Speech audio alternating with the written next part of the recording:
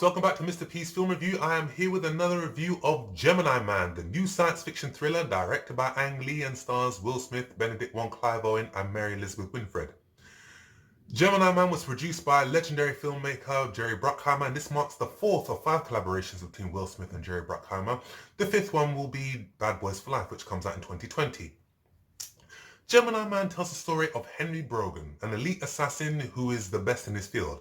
And after completing a job, he then discovers that he's being chased and hunted down by a mysterious assassin who is just as skilled as he is. Henry then discovers the shock of his life when he actually discovers that the assassin in question is actually a cloned version of his younger self. Gemini Man has been in development hell since the mid to late 90s. Numerous directors were attached to direct this film, including Tony Scott, Curtis Hanson. Several actors were attached to this film, including Stallone, Mel Gibson, Harrison Ford, even Sean Connery, but the film never got made because of developments with the script, but also, more importantly, the technology wasn't there. Fast forward to today, we have the technology. Motion capture has been utilized in a variety of films, including Lord of the Rings and so forth. But I saw this film on Friday, and I can honestly say that it's not as bad as critics are actually making out. It is an adequate watch if you've got time to spare.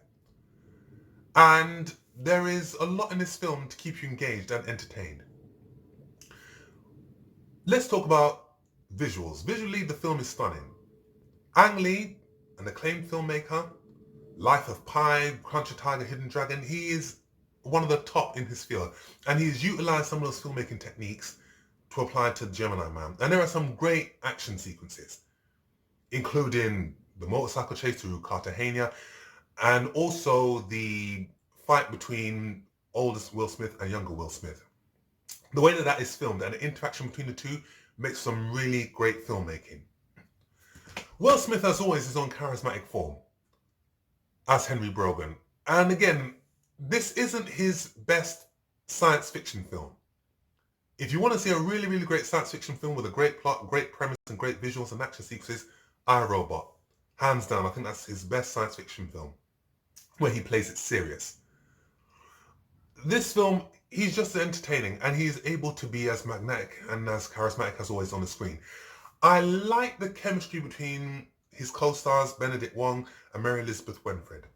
I think these two worked very well together as a trio, all checking and balancing out one another, all having their time to deliver some great one-liners, and they just made a really, really great team and made some excellent chemistry in the film.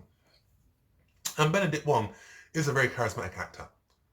He's not in the film that much, but he does lend fine support. And Mary Elizabeth Winstead did make a really great co-star for Will Smith's character. Clive Owen. I can't really say much about Clive Owen purely because the role and the character that he plays is pretty much the same character that he plays in every film. He was as dark and as menacing as always, and it wasn't really much a stretch for him. He didn't showcase anything that showed, whoa, okay, I didn't know Clive Owen could do that. But and again, you do what you can do, and again, if you're good at something, you stick with it. So I do believe that Clive Owen was adequate support in this film. And again, legendary producer Jerry Bruckheimer produced this film, and there are some key signature shots that Jerry Bruckheimer has in terms of explosions, in terms of slow motion action sequences, in terms of sunsets. None of those weren't caught in this film. So I don't know whose vision this film was in terms of, was it Ang Lee's or was it Jerry Bruckheimer's, but it still made some entertaining work in this film. Ang Lee has utilized some really unique filmmaking sequences for this film. Film uses 24 frames per second when they filmed it, but in this film they used 120. And there were certain action sequences in particular where old Will Smith and younger Will Smith are fighting one another, and it did feel a bit clunky in certain areas, and it did feel like, okay, this is drowning in visual effects. But on the whole, cinematography, set-wise, there are some great set pieces. But let's talk about what was the real calling point of this film, the real high point of this film that everybody was talking about, and that was the de-aging of Will Smith. I really wouldn't call it de-aging because I know that they utilized a combination of motion capture and de-aging. And in certain scenes of the film, it works. It works very well. But then there are other parts of the film where you think, okay, this is visual effects or this is a poor copy and paste job. Which is a shame because the technology is there, and I was surprised that Weta was called in to do this role, because I know that they are very, very good with visual effects, but I know that they have done better. And I've seen better de-aging in certain films. I mean, if you look at what they did with Samuel L. Jackson in Captain Marvel, that was incredible. You couldn't tell whether that was actual makeup or whether that was actual visual effects. And then if you look at de-aging in other films, such as Ant-Man, such as Captain America Civil War, such as Guardians of the Galaxy Volume 2, to see how they de-aged these characters and made them look so young, it was just, you were just in awe. And you couldn't tell whether it was makeup, whether it was visual effects. But that's the way to do it.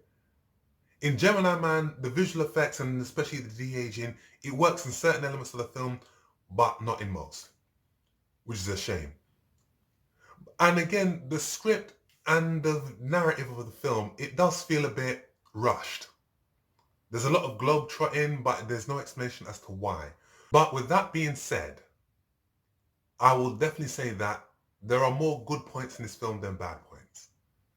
It's not a terrible film, but if you've got a couple of hours to spare, I definitely would say that there is a lot to keep you entertained in this.